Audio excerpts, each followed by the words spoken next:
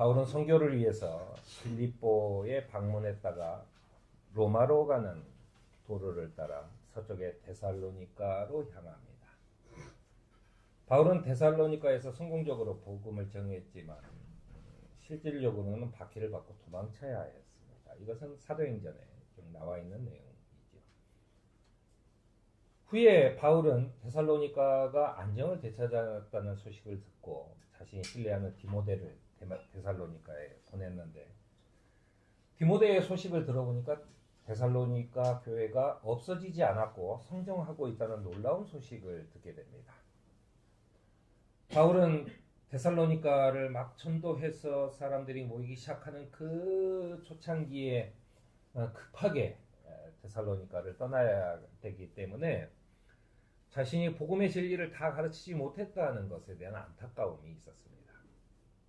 실제로 데살로니가 교회도 그렇게 기초가 튼튼한 그런 교회는 되지 못했겠지요.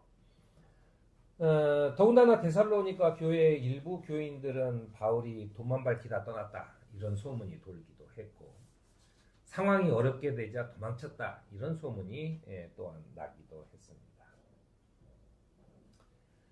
늘 그렇지만은 바울이 가서 전도를 하고 그 떠난 이후로 그 교회 지도자들이 항상 문제가 되죠. 왜냐하면 그 바울을 시기하고 질투하고 또 누명을 씌우고 해야만 자기의 권위가 산다라고 생각하기 때문에 늘상 그런 일들이 벌어지게 되고 있는 겁니다.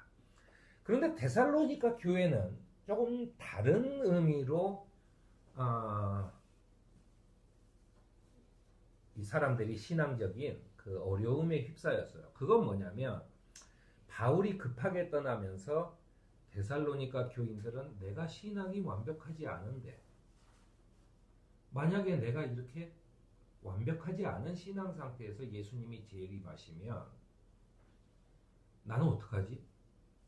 나는 그냥 죽을 운명이 되는 건가? 라고 하는 불안이 계속 있어요.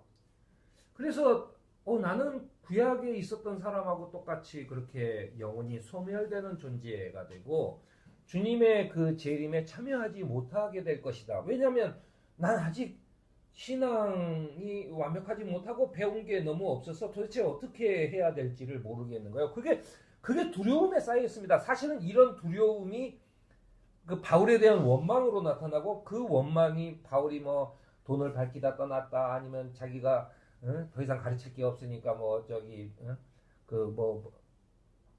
불리해지니까 떠났다 이런 소문이 돌기 시작하는 거죠. 바울은 이제 디모데를 통해서 이런 상황을 전해 듣고 데살로니가에 그들의 신앙을 격려하는 편지를 보냅니다. 데살로니가 전서는 이렇게 시작을 합니다. 우리는 여러분 모두를 두고 언제나 하나님께 감사를 드립니다. 우리는 기도할 때 여러분들을 기억하고 있습니다. 라고 하는 거죠. 우리가 기도를 할 때는 무언가를 기억하고 있는 거죠. 우리가 서로 교우들을 위해서 함께 기도할 때도 그들을 기억하면서 기도하는 겁니다. 그러면서 얘기해요. 우리가 여러분들을 찾아갔을 때 여러분이 우리를 어떻게 영접했는지, 어떻게 해서 여러분이 우상을 버리고 하나님께로 돌아와서 살아계시고 참되신 하나님을 섬기게 되었는지 알고 있다고 칭찬을 합니다. 그러면서 바울은 우리는 여러분의 얼굴을 다시 뵙기를 굉장히 추구하고 있다, 기대하고 있다, 또 이런 얘기를 합니다. 그리고 여러분의 믿음에 부족한 것을 보충하여 줄 수 있기를 밤낮으로 빌고 있다라고도 밝힙니다. 우리가 여러분을 사랑한 것 같이 주님께서 여러분들끼리 서로 나누는 사랑과 모든 사람에게 베푸는 여러분의 사랑을 풍성하게 하시고 넘치게 해주시기를 빕니다라고 얘기해요. 그러니까 데살로니가 교회의 교인들은 그들이 비록 우리의 신앙은 완벽하지 않아라고 했지만 그들 속에 사랑이 넘치고 그리고 이웃을 사랑하는 그런 일들을 해왔던 것에 대해서 바울은 지적하는 것입니다. 그러면서 바울은 주님께서 여러분들의 마음을 굳세게 하셔서 우리 주 예수께서 자기 모든 성도들과 함께 오실 때 하느님 우리 아버지 앞에서 거룩함에 흠잡을 데가 없게 해 주시기를 빕니다라고 얘기합니다. 그래서 평화의 하느님께서 친히 여러분들을 완전히 거룩하게 해주시고 우리 주 예수 그리스도께서 오실 때 여러분의 영과 혼과 몸을 흠이 없게 완전하게 지켜주시기를 빕니다라고 기도하는 것입니다. 그래서 바울이 있기 때문에 우리의 영과 몸과 혼이 거룩하게 되어지는 것이 아니라 주님 하느님으로부터 오는 능력으로 인해서 우리가 거룩하게 되어지는 것이다 라고 하는 이야기입니다. 그러면서 데살로니가 교인들의 그 고민에 대한 이야기를 해요. 여러분은 어떻게 살아야 하며 어떻게 하느님을 기쁘게 해드려야 할지를 우리가 배운 대로 하고 있으니 더욱더 그렇게 하십시오 라고 하면서 하느님을 기쁘게 하는 삶을 살아야 한다라고 강조합니다. 그것은 뭐냐면 구체적으로 얘기하면 우리가 여러분에게 명령한 대로 조용하게 살기를 힘쓰고 자기 일에 전념하고 자기 손으로 일을 하십시오라는 거예요. 그래야 여러분은 바깥 사람을 대하여 품위 있게 살아가야 합니다. 아무에게도 신세지는 일이 없도록 해야 할 것이라고 얘기합니다. 즉 어떤 사람들은 유대교의 율법과 교묘하게 섞어가지고 우리는 일하지 않아도 하느님께서 내게 먹을 걸 주신다라고 얘기하는 사람들이 있어요. 그런데 자기 일을 해야 돼요. 자기 일을 열심히 해야 되는 것이죠. 그것 속에서 하느님께서 주시는다. 그리고 뭐냐면 내 삶이라는 게 누구에게나 존경받을 수 있는 품위를 유지하는 그런 삶을 살아야 한다는 거예요. 그 품위는 내가 거들먹거려서 나오는 것이 아니라 내가 베푸는 사랑 속에서 나오는 겁니다. 내가 베푸는 사랑 속에서. 그것은 작게는 가족이고 조금 더 넓게는 교회고 그리고 더 넓게는 지역의 이웃을 위한 사랑이죠. 이것을 통해서 품위를 유지해야 된다라고 하는 이야기를 하고 있습니다. 또한 우리가 늘상 장례식 때마다 자주 듣는 말씀이죠. 그리스도의 다시 오시기 전에 죽은 사람들은 도대체 어떻게 되는가에 대한 바울의 이야기가 여기에서 나와요. 우리는 여러분이 잠든 사람의 문제를 모르고 지내는 것을 원치 않습니다. 여러분은 소망을 가지지 못한 사람들과 같이 슬퍼하지 않아야 할 것이라고 얘기합니다. 그건 뭐냐면 주님의 재림 전에 내 믿음이 완벽하지 못한데 나는 어떡하지? 라고 했을 때 걱정하지 말으라는 거예요. 예수께서 죽었다가 살아나신 것처럼 하나님께서 예수 안에서 잠든 사람들도 예수와 함께 데리고 오실 것이라고 얘기합니다.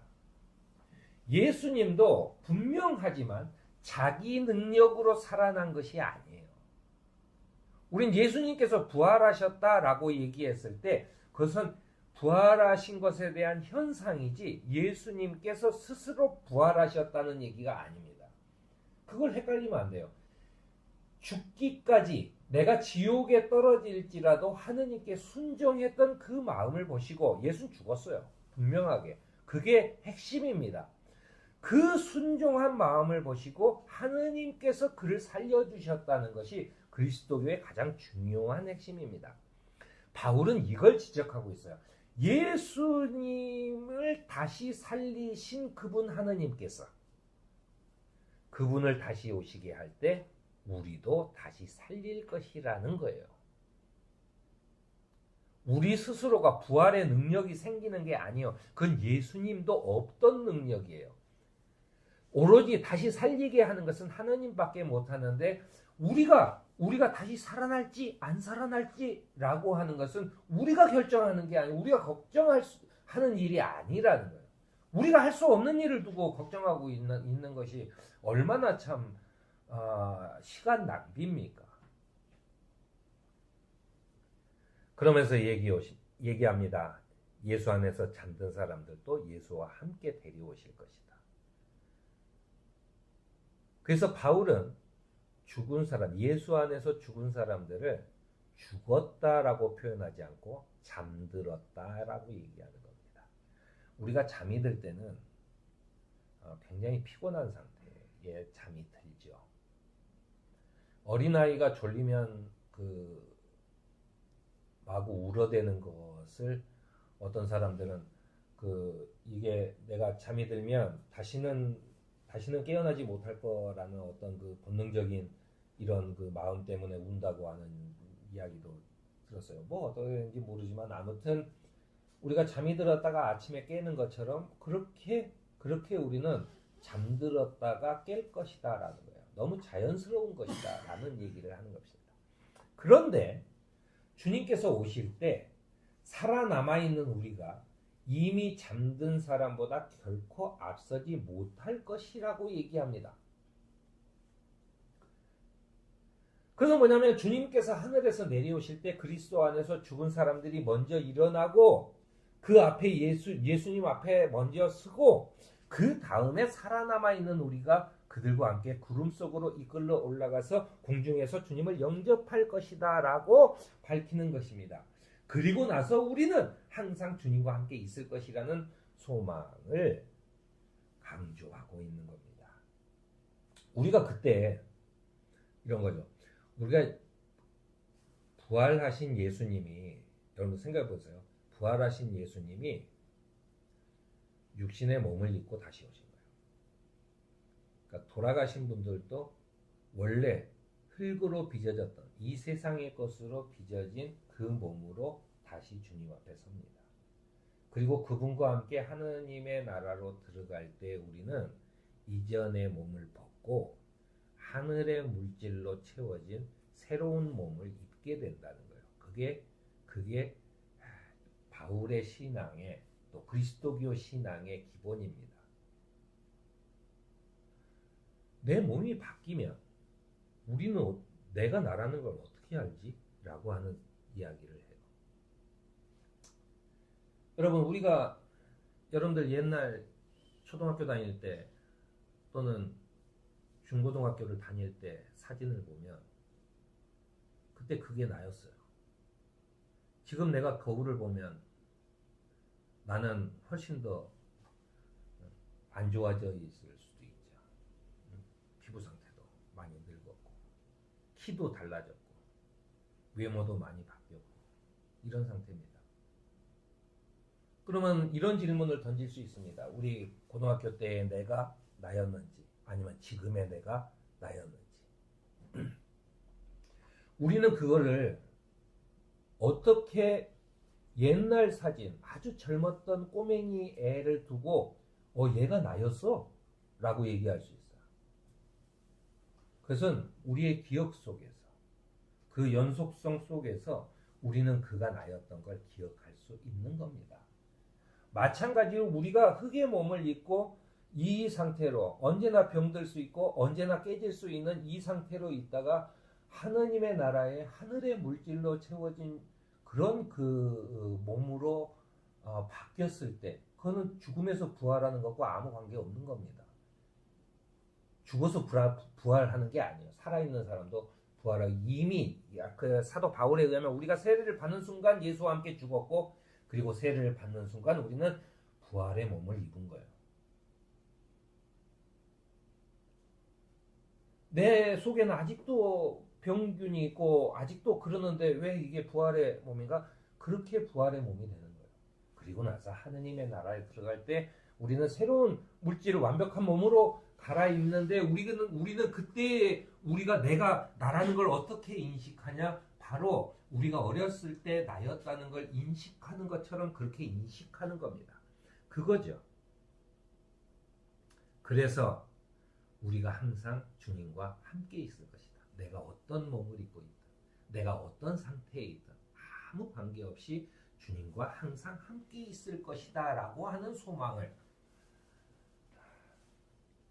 우리에게 주고 있는 겁니다. 그러면서 얘기해요. 주님이 오시는 그때와 시기, 그게 언제냐? 우리가 잠들었든 잠들지 않았든 관계없이 내가 세례를 받고 부활한 몸이 됐는데 그러면 그때 언제 오실 것이냐? 그러면서 바울은 주님의 날이 밤에 도둑처럼 온다는 것을 확인을 합니다. 그건 예수님도 하셨던 말씀이에요. 그날은 사람들이 어떨 때냐면 사람들이 평안하다, 안전하다 라고 얘기할 때 그때 아기 벤 여인에게 해산의 고통이 갑자기 오는 것과 같이 아니면 어느 날 갑자기 폭격이 쏟아지고 멸망이 그들에게 닥칠 것 같이 우리가 도저히 피할 수 없는 어떤 그 위기 상황에 접할 때 그때 그리스도인들은 그런 어둠 속에 있지 아니하므로 그날이 여러분들에게 도둑과 같이 덮칠지라도 너희들은 그곳에서 안전할 것이다 라고 하는 이야기를 데살로니가 교회에 하고 있는 겁니다. 그러면서 하나님께서는 우리에게 그 믿음을 가지고 기도하라고 요구합니다. 그 기도하라고 하는 이야기는 내가 끊임없이 기도하고 그 기도한 은덕을 쌓아서 내가 어떤 지경에 이르게 되는 게 아니에요. 자꾸만 어떤 데서 자꾸만 그런 식으로 얘기를 하니까 이게 불교의 교리인 은덕을 쌓아서 이렇게 되는 것과 사람들이 헷갈리는 사람들이 있어요. 그래서 내가 기도를 얼마나 했는데 뭐 이런 식의 얘기를 합니다. 우리의 기도라고 하는 것은 내가 은덕을 쌓는 것이 아니에요. 그것은 호흡이죠. 내가 늘 하나님과 같이 다니는 겁니다. 그래서 하나님께 묻고 하나님이 하시는 말씀을 내가 들으려고 하고 그것이 기도예요. 기도는 생활이지. 내가 몇 년이나 살았어라고 하는 것이 나의 은덕이 되진 않아요. 그런 거잖아요. 기도는 하나님과 소통하는 방법이라는 것입니다. 그 하나님과의 소통을 잘 하고 있는지 없는지 어떻게 아냐? 내가 이웃에게 사랑을 얼마나 나누고 있는지, 내가 남을 위해서 얼마나 희생을 하고 있는지에 대한 겁니다. 그래서 예전에 제가 한번 그런 말씀을 드린 적이 있어요. 엄마가 자녀들을 위해서 희생하는 것, 그것이 예수님이 우리를 위해서 희생한 것과 비슷하다라고 하는 것이죠. 그 남을 위해서 희생하는 것, 서로를 위해서 희생하는 것, 내가 조금 참는 것, 이런 것들이 내가 은덕을 쌓는 것이 아니라 내가 하느님과 지금 함께하고 있구나라고 합니다.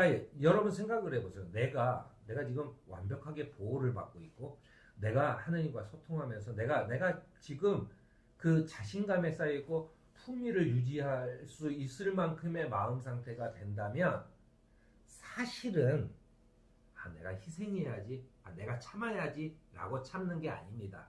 그냥 참아지는 거예요. 왜냐하면 내가 가진 게 훨씬 더 많으니까. 그런 거잖아요. 바울이 이야기하는 희생이라는 것은 바로 이겁니다. 너희들이 막 내가 십자가를 지고 막 그 어려운 고생을 하고 되도록이면은 내가 진짜로 이게 힘들고 어렵지만 막 참고 견디고 하는 게 아니라 내가 어린아이가 식칼을 들고 있으면 사탕을 주면 식칼을 던지는 것처럼 내가 완벽하게 내가 보호를 받고 내가 이 세상을 다 가진 것 같은 그런 마음가짐이 생기고 그러면 자연스럽게 품이라는 게 유지가 되고 자연스럽게 희생하게 되면 그래 괜찮아 라고 하는 얘기가 자연스럽게 나오게 된다는 거죠. 그것은 무엇을 통해서 내가 만들어지냐? 하느님과의 계속되는 관계, 하느님이 나와 늘 함께 하신다라고 하는 것 때문에 만들어지는데 그러기 위해서는 늘상 하느님과의 대화, 기도를 해야 된다라고 하는 얘기입니다.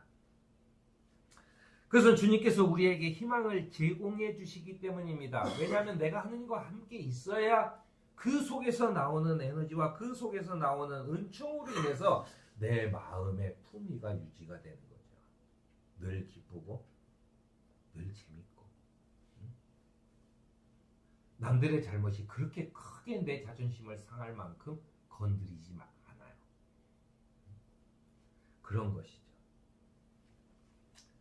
우리를 부르시는 주님께서는 우리에게 하느님 나라의 희망을 가지고 기도하라고 합니다. 바로 그것이 우리가 기도하는 것이죠. 그리고 그것이 우리가 갖고 있는 희망입니다. 하느님 나라에 가면 나는 새로운 몸과 새로운 마음과 그리고 영원히 평화와 정의가 지켜지는 나라에 살게 될 것이다 라고 하는 것입니다. 늘 희망으로 기도하는 저와 여러분이